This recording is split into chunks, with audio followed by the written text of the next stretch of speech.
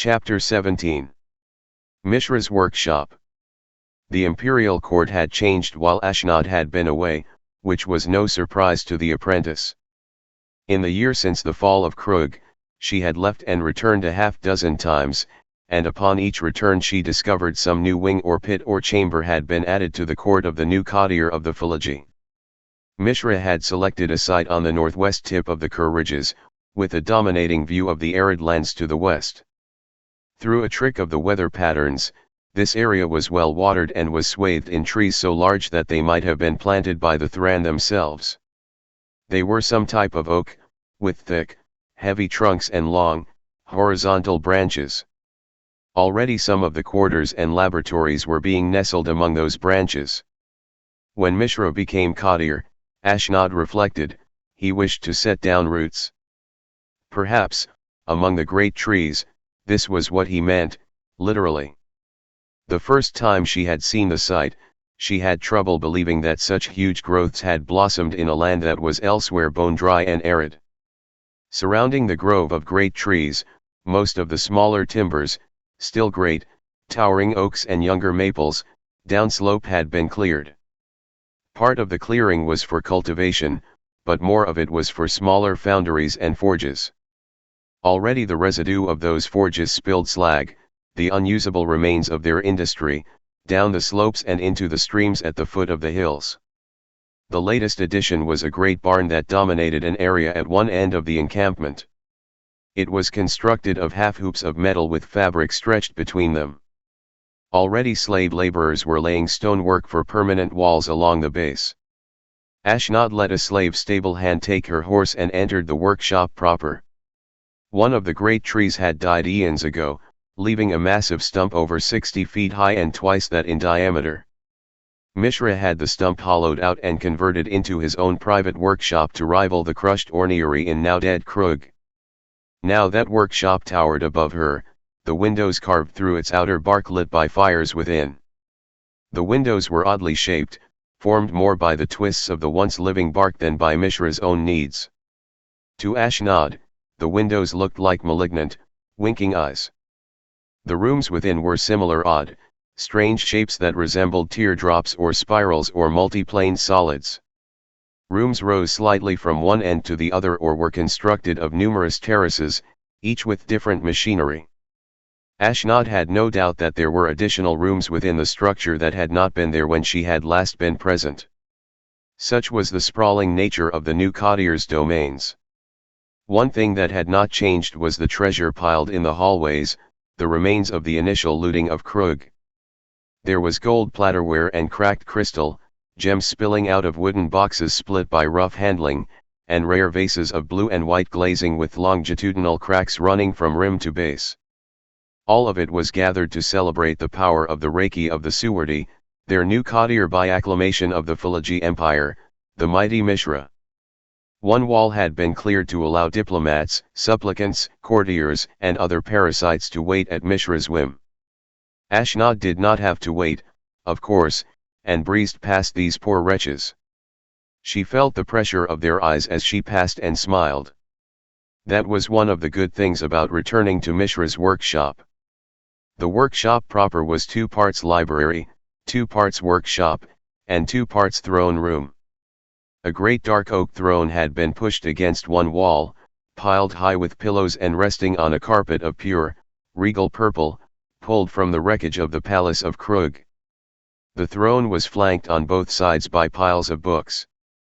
There were books looted from Yatia and shipped from Zegon and Tomakul, huge folios and small personal diaries, scrolls and tablets and all manner of journals, bound in leather of beasts both common and forgotten. Ashnod noted, not for the first time, that many of the volumes had gathered a thin patina of dust and had not been disturbed since their initial placement. Ashnod thought of Urza's workshop. Even cleaned and organized for their visit, it had a cluttered look. But it was a busy clutter, an organized chaos, one that was continually in motion, continually evolving. The books in Mishra's workshop might as well be blank for the amount of use they saw. Mishra was not on his throne. While the others cooled their heels outside, he was at a great slate board, another prize of the war, that had been hung along one curved wall.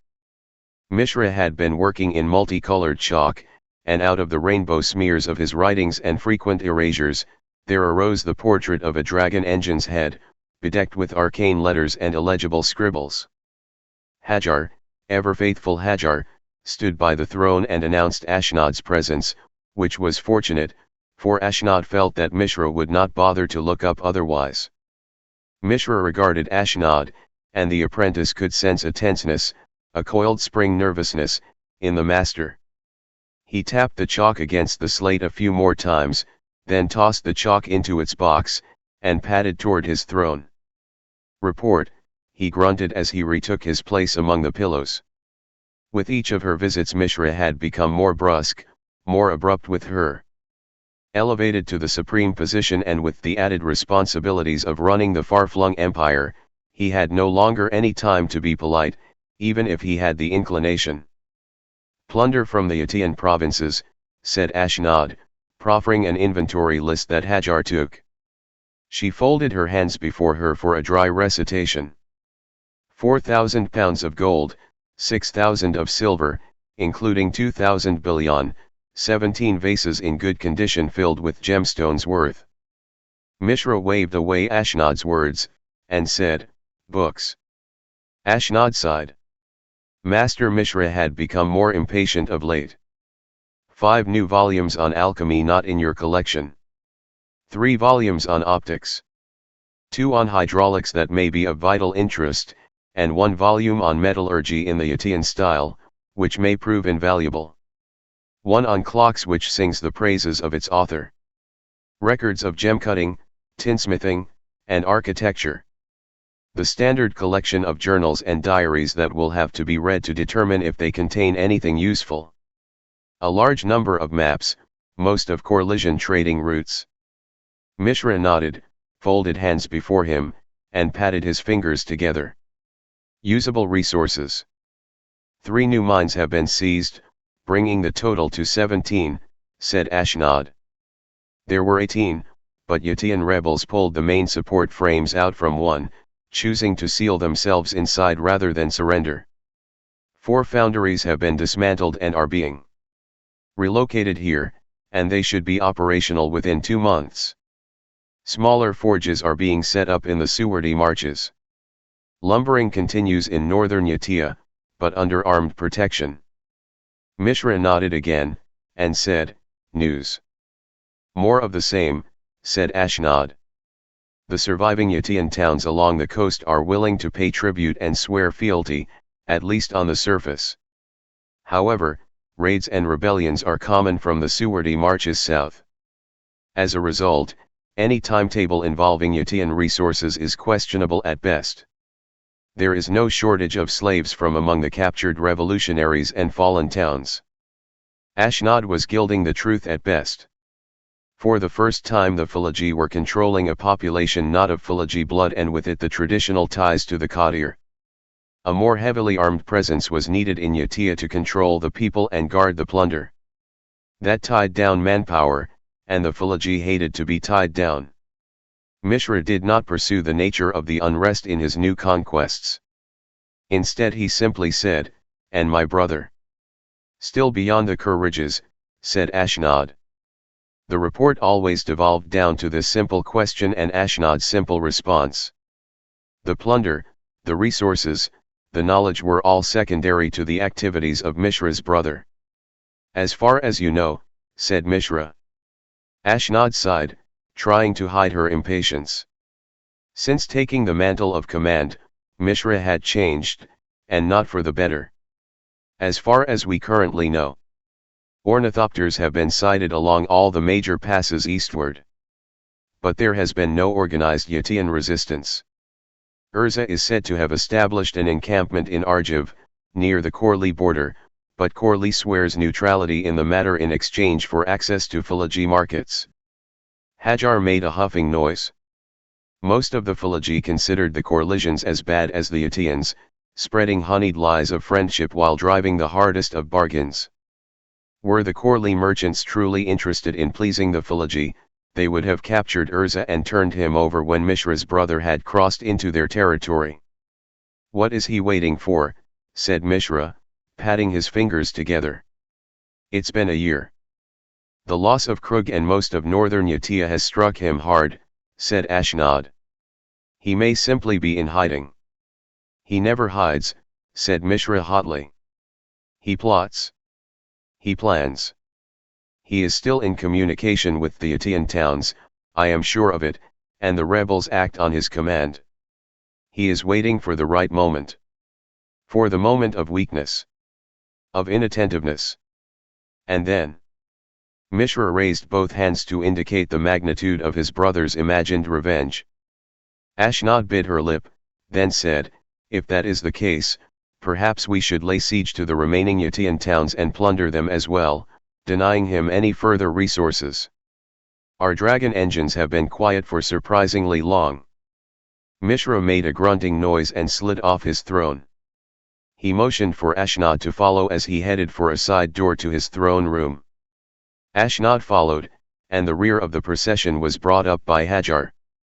The side door led to a spiral stairway that corkscrewed through the once living wood of the workshop. That in turn led to a postern gate alongside the massive stump. Mishra walked through the new barn, a curious Ashnod and an impassive Hajar in tow. A few of the slaves building the walls paused to watch them pass and earned a beating from the slave masters for their effrontery. The interior of the new building was a single room dominated by two great machines. Small figures, scholars sent by Zegon and Tomakul, and students from among the brightest of the Philology, climbed over the machines like ants over a carcass. The first of the machines looked very much like a carcass. It was one of the dragon engines, lying on its side. Its lower treads had been removed, and the plates along its belly had been pried loose to reveal the network of cables beneath.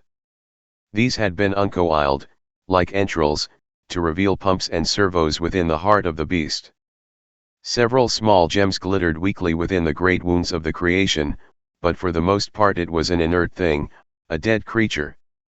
Alongside it was a second dragon engine, which resembled the first as a child's drawing of a horse resembles the real creature. It was all hammered angles and sharp edges, and lacked the graceful, fluid styling of the partially dismantled creature beside it. Its face was similar, but frozen in a parody of the original dragon engine. Its muscles were not fluid cables, but roughly hewn slabs of metal held together by rivets and welds. The second dragon engine was under construction, and as Ashnod watched, the scholars and students managed to get it to raise a foreleg. It was functional, but it looked less a living thing than the damaged beast next to it. "It was injured in Krug," said Mishra, regarding the fallen dragon engine, his face almost pained by the sight, "against one of my brother's accursed avengers. It survived the battle, but one by one its systems began to fail. It faltered, it was paralyzed along one side, and then it went blind. There was nothing for it but to slowly monitor its decay. None beyond this encampment know this." Ashnod shrugged. "You have the other dragon engines. And the same may happen to them," said Mishra hotly. "I don't know what tricks my brother has planned, and with each day, he may have more of them. Can you imagine what would happen if one of these engines collapsed on the battlefield? What if the enemy saw that my creations were defeatable?" Ashnod thought about it, then nodded slowly. "And my brother is capable of defeating them. This I know," said Mishra. "If only I had remained alongside it, but no, instead I chose to take an engine in a fruitless pursuit of one of Urza's ornithopters, thinking it held possible hostages. A small error on my part, but a fatal one for this engine. If I had remained in Krug, this one would still be functional." "If you had remained in Krug," thought Ashnod, "you would likely not be Kadir now." But Mishra knew nothing of that, nor of her involvement with Tawnos and the Queen. She only nodded. Mishra waved at the other construct. "And this is but a shadow. A puppet crafted to resemble the original. It has most of the power, and none of the grace of the original. None of the sentience. None of the life. There are secrets locked within the dying body, terrible secrets that are beyond our power to duplicate.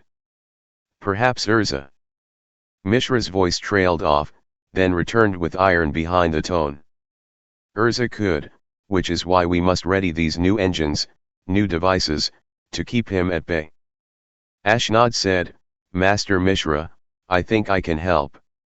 Mishra turned to her. You can rebuild the dying engine. Ashnod looked at the carcass of the original dragon engine. It looked like carrion, picked apart by beetles. She shook her head. Your own plans proceed apace. Allow me to return to my own studies, and I can give you weapons to defeat your brother. I need you to oversee the plundering of Yatia, said Mishra. Only you know what is valuable and what is dross. Ashnod shook her head. Much of what is valuable from Yatia has already been taken, or can be demanded as tribute, or has been pirated away to Corley. You don't need me to scavenge, milord. You need me to think.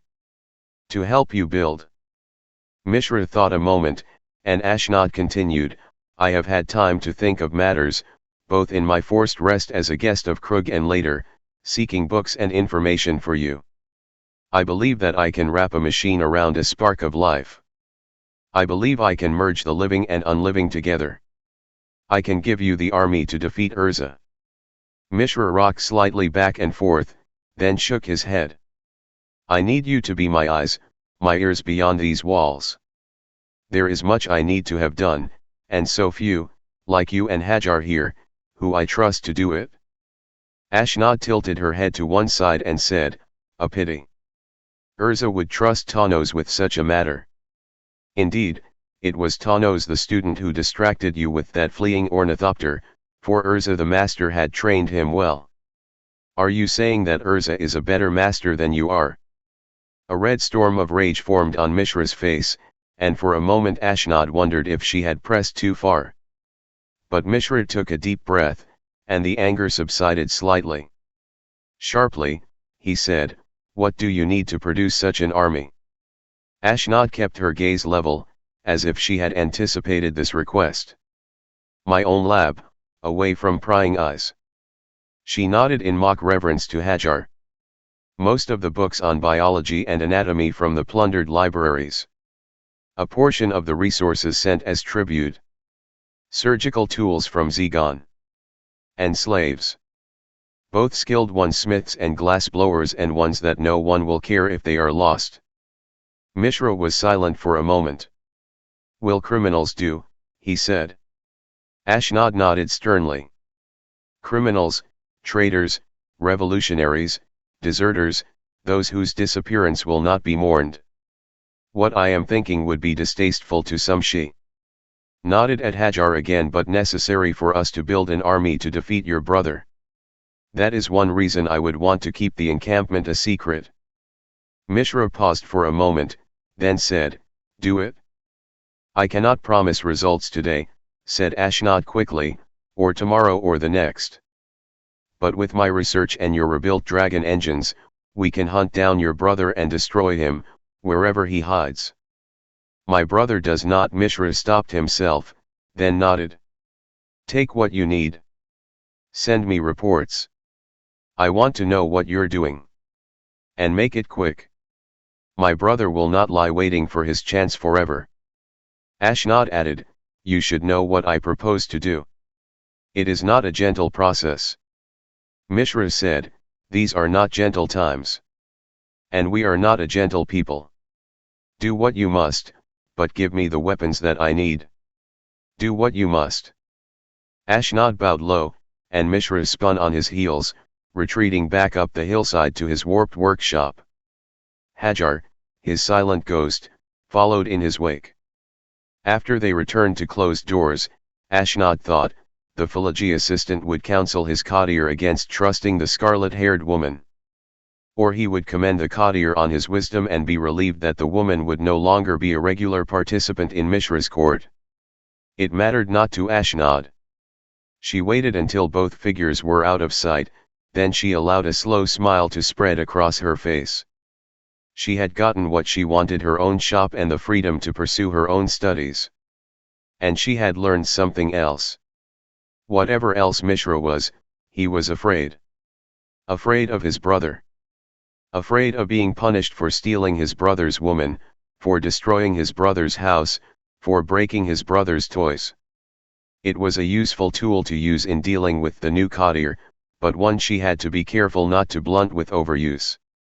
Speak the magic word and the gates to the treasure swing open, she said to herself, thinking of an old Philology legend. And the secret word is Urza. She watched the ants scuttle over the two dragon engine carcasses, stripping one to provide life for the other. Then she returned to her own quarters to finalize her plans for the future.